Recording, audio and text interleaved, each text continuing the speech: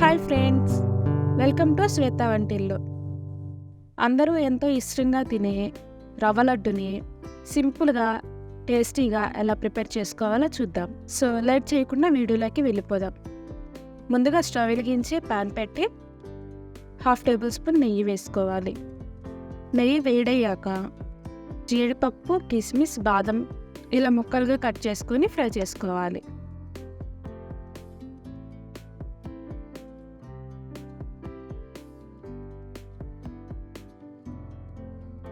ఇలా gold colour వచ్చే వరకు ఫ్రై చేసుకోవాలి. ఇలా ఫ్రై చేసుకుని గిన్నెలోకి తీసుకోవాలి. ఇప్పుడు అదే ప్యాన్లో 1 గ్లాస్ బొంబాయి రవ్వని వేసుకుందాం. ఈ రవ్వని బొంబాయి రవ్వ అలాగే సుజీ రవ్వ అని కూడా అంటారు. కలర్ మారేంత వరకు ఫ్రై చేసుకోవాలండి.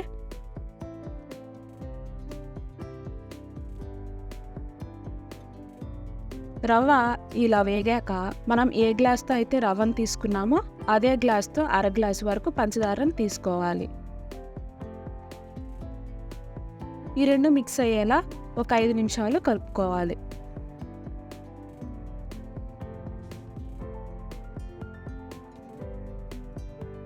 ఇలా వేయించుకున్నాక ఒక గిన్నెలోకి తీసుకుందాం.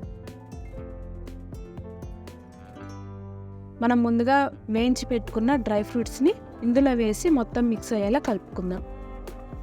డ్రై ఫ్రూట్స్ మీకు ఇంకా కావాలనుకుంటే వేసుకోవచ్చండి, లేదంటే తగ్గించుకోవచ్చు.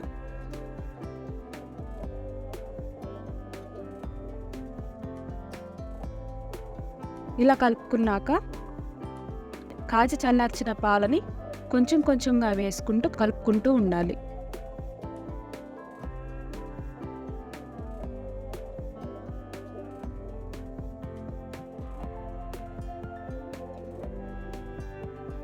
ఇలా కలుపుకున్నాక మనకి ఏ సైజులో కావాలంటే ఆ సైజులో ఉండలు చేసుకోవాలి.